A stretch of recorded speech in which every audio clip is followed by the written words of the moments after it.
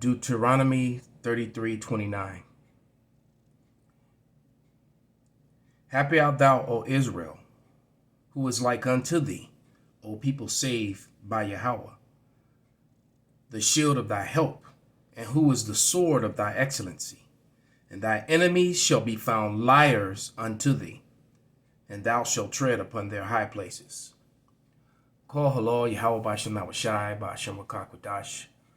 Double honors unto the apostles, double honors unto the elder bishops. Salutations to all my fellow laborers doing this work in truth and sincerity, risking their lives and their freedom to do so now more so than never.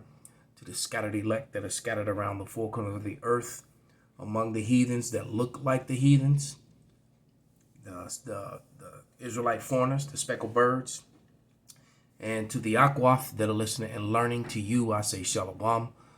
This is your brother Malcolm from the branch of the Great Millstone here in Chicago, coming at you with another lesson in truth. And the name of this video is Proof Ancient Egyptians Were Black During 1974 UNESCO Conference. All right. And this is Dr. Cheap and to Diop. All right. And this is a video where I'm really just going to allow it to play, because they cut Esau.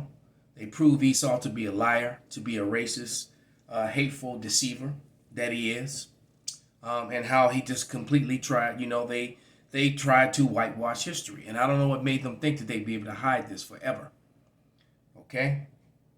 Yeah, you can trust nothing from these people. They're just liars. Physicians of no value. Let me grab another scripture, and then I'm going to let this play. And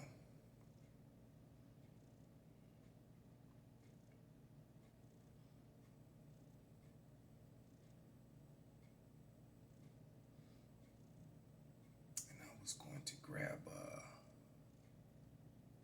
2 Ezra 6, and start at 27. And it reads, "For evil shall be put out, and deceit shall be quenched. As for faith, it shall flourish. Corruption shall be overcome, and the truth, which hath been so long without fruit, shall be declared." Without any further ado. Conference on the peopling of ancient Egypt. Now, I want you to listen to this very carefully. After many years, more than 2 centuries, in which European universities and academics have stated that Egypt is Caucasoid, or it is Semitic or Hamitic or Afro-Semitic or Afro-Hamitic, eventually they invited Sheikh Anta Diop and Theophile Obenga. This is the first time at any international conference on an intellectual matter that Africans are invited to deal with their own story. Theophile Obenga, he wrote me last week. This is the first time I'm hearing from him, because apparently Diop left a lot of papers after he died, and so several people in France and French-speaking Africa suddenly become aware of the journal for the first time. Theophile Obenga is an expert on Bantu. He's head of the Bantu Research Institute in Brazzaville. He's a great linguist, like Diop. And they appeared at this conference. Everybody else was European or Arab, from the Arab Republic of Egypt. And at this conference, everybody came unprepared except the 2 Africans. Could you imagine that? This is a conference meeting, an academic conference meeting to discuss the peopling of Egypt, and these guys arrived empty-handed, talking from their heads. The Africans arrived with heavily researched papers. The linguistic evidence of Diop was so startling that everyone had to admit this is one of the revolutionary things, that Diop and Obenga, particularly Diop, had proven beyond the shadow of a doubt that Egyptian language was not Semitic or Hamitic, it was African. But there is where the agreement ended, because when Diop tried to show that that not only the language was African, but that the people were African, everybody got upset. And those people who couldn't say that it is not so, they said, we mustn't talk about race anymore. We are all human beings here. Let's stop talking about race. So let me read you the passage from my introduction which deals with this. A summary of this conference is of interest and of value to readers since it reveals the state of Egyptology at the moment and the defensive reaction to the question of blackness or Negroness. Professor Galab of the Arab Republic of Egypt declared that the human race during the Paleolithic era, which is the Stone Age, was more or less homogeneous and Caucasian, meaning to say all human beings were first white. This is an Egyptian, you know. And that Negroes only began to appear much later. A Negro culture, he claimed, did not appear prior to the Neolithic, that is the age of agriculture. Professor Di Bono of Malta spoke of a race of pyramid builders coming into Egypt, a race with Libico-Asiatic affinities, without even deeming it necessary to show where on this earth stands the proto-pyramid that this race constructed before it migrated to Africa. How could you have a race of pyramid builders who never built pyramids anywhere else? Several participants, finding it difficult to demolish Diop, decided instead to demolish all talk about race. Professor Saf Soderberg of Sweden, while demonstrating that the majority of Neolithic cultures in the Nile Valley belong to the techno-complex of Saharan and Sudanic cultures, said the concept of race was out. Okay, I'm forced to interject right here. He said, how could you have a race of people come in to build pyramids? This goes to show you the extent that these white people would do to try and solidify their lies. But you had a race of people came in to build pyramids and never built pyramids anywhere else. And then the pyramids that were built here in the Americas had the exact measurements that the ones in Egypt had, proving that it was the Israelites, that the Northern Kingdom came to here to the Americas. You see, what you have to understand is that when you're looking at these dark flesh Egyptians, and this was not only in northeast Africa, but all the way up into what the world calls, into Mesopotamia, what the world ignorantly refers to as the Middle East today, all the way into Asia, as far as Russia, the people were melanated. They were dark-complected people. Not the same race, but they were still dark-complected people, all right? Because color isn't the race, all right? And what it really comes down to is that the Bible clearly breaks down and lets you understand that the nation of Israel came to be among the Egyptians, mixed and mingled among the Egyptians.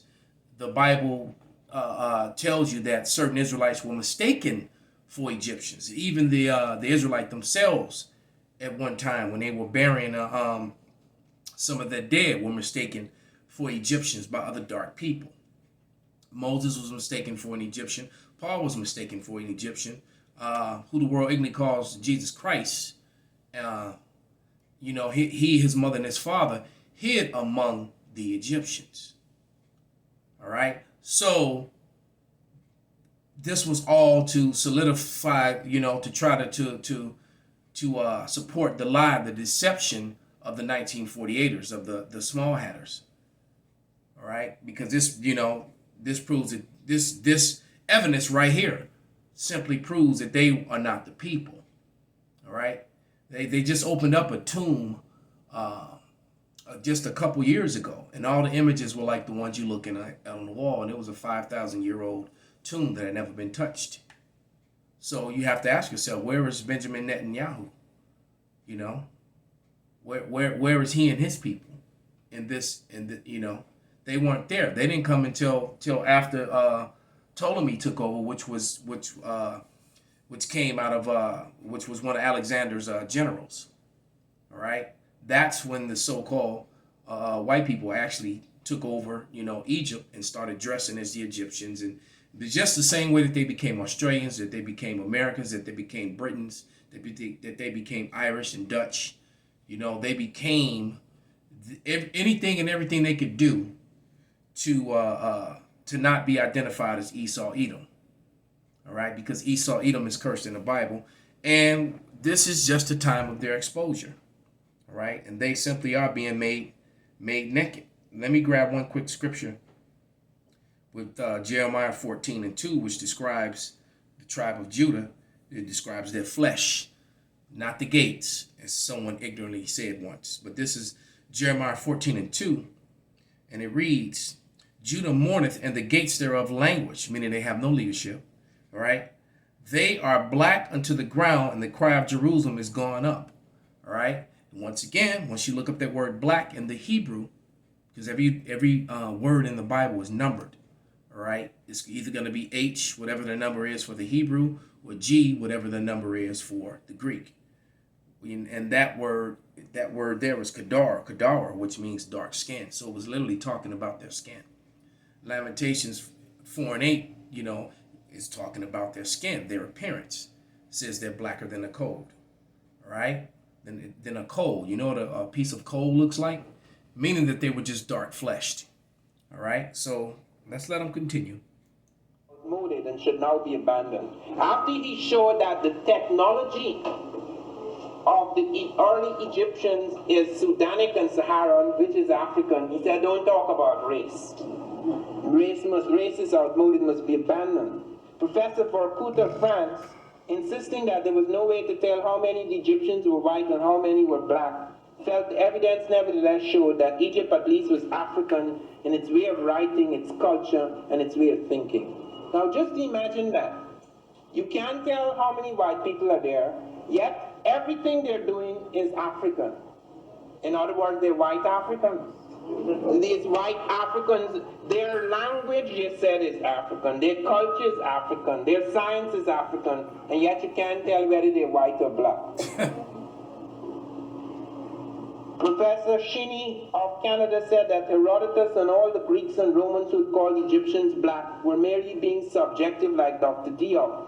Race was not a scientific concept. Professor Mokhtar of the Arab Republic of Egypt said the problem of race was unimportant.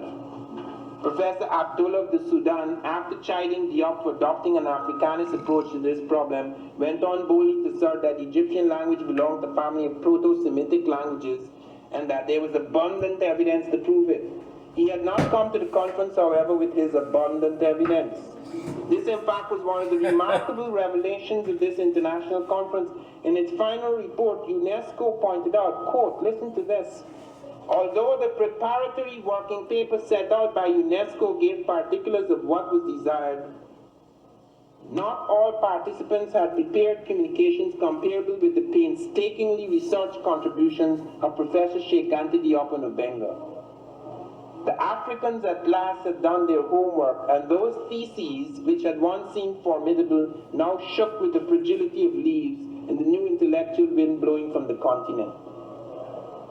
All the time they had had their own way until they had become intellectually flabby. This is one of the things that I have noted. When I was in Arizona some years ago, I had to fight with someone they called an expert on Mexico.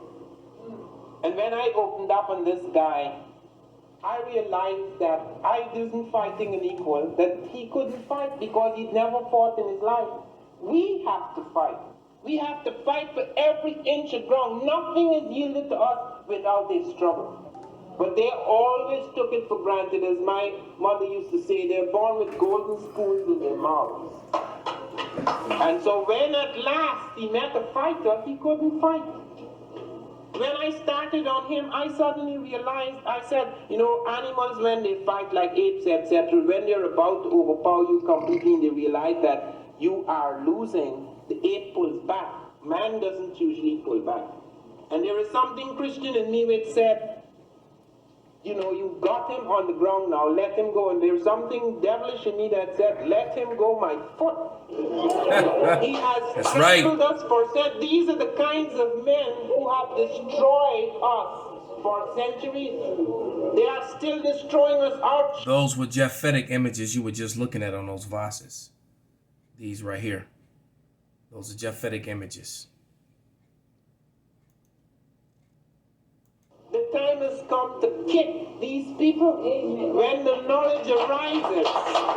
He's right. There is no compromise here because we are dealing with something savage and brutal. It is impossible to become involved in black history without becoming involved in politics. because to reconstruct the history of black people anywhere in the world, you have to fight against a climate of great prejudice. A white man that I've worked for, if he's alive today, he's a liberal with a capital L. His name was Gad Steiner. I asked him about some books on the African people in ancient history. And in the language of the South, he let me down slow. I mean, he spoke kindly. He said, you know, John, I'm sorry that you came from a race that's made no history. But if you persevere, if you obey laws and study hard, you'll make history someday. His words be smoother than butter. I was taught in American history books that Africa had no history, and neither did I. That I was a savage, about whom the less said the better, who had been saved by Europe and brought to America. And of course, I believed it. I didn't have much choice. Those were the only books there were. Everyone else seemed to agree. In terms of scholarly debates, we know of the work of Sheikh Diop, and he's played an important role in verifying the ethnicity of the ancient Egyptians. Robin, can you tell us a little bit about that? Yeah, Professor Sheikh Diop was a scholar from Senegal. And why he's important is that he wrote a book called Nation Negre et Culture, but the English came out as The African Origin of Civilization, Myth or Reality. That book came out in 1974, and because it was now in English, it attracted a very wide interest. In that book, Professor Diop presents essentially part of his doctorate thesis. And his doctorate thesis was not just that the ancient Egyptians were black Africans, but also that other African culture can be related to ancient Egypt, in much the same way that European culture is related to the ancient Greeks and the ancient Romans, same idea. Now, what Diop presented was, first of all, he went through the various classical scholars.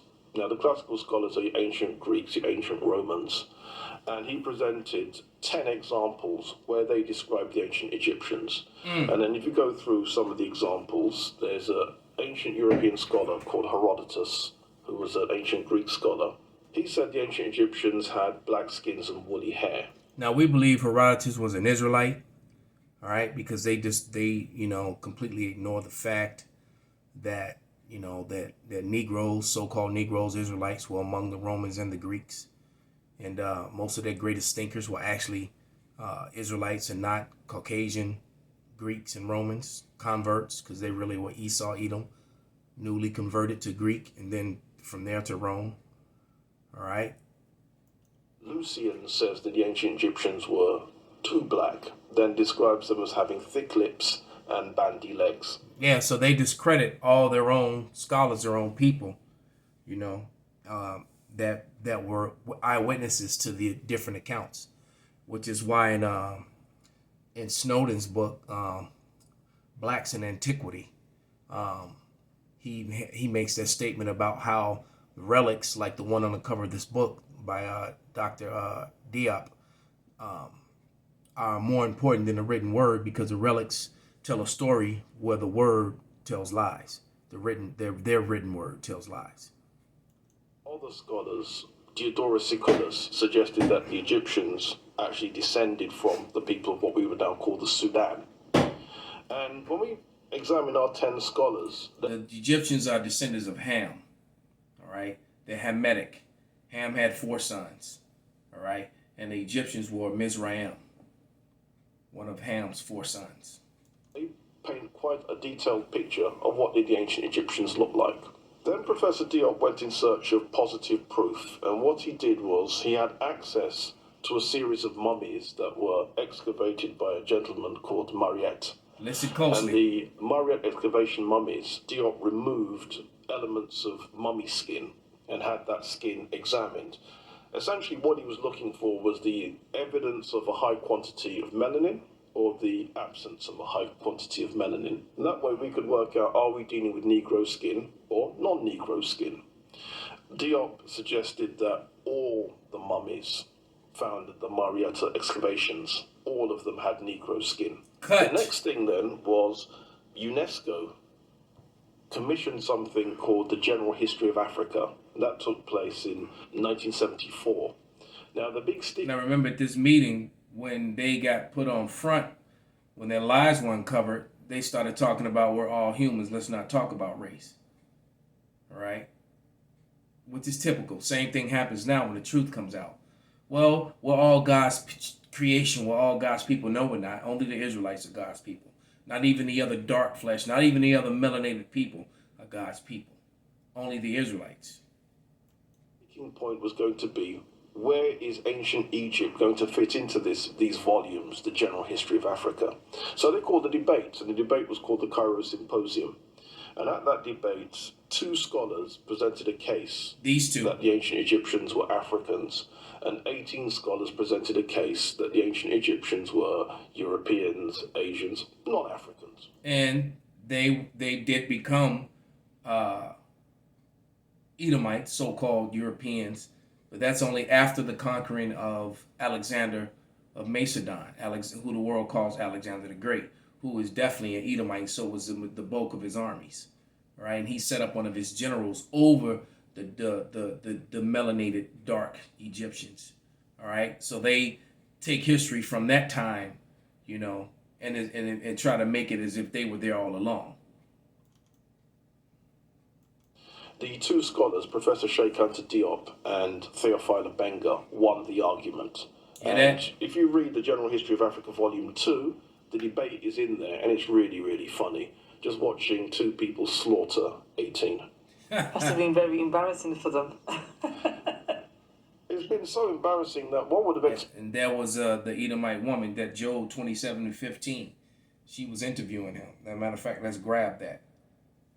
She said it must have been very embarrassing for them. Yeah, it was. They got proven to be liars.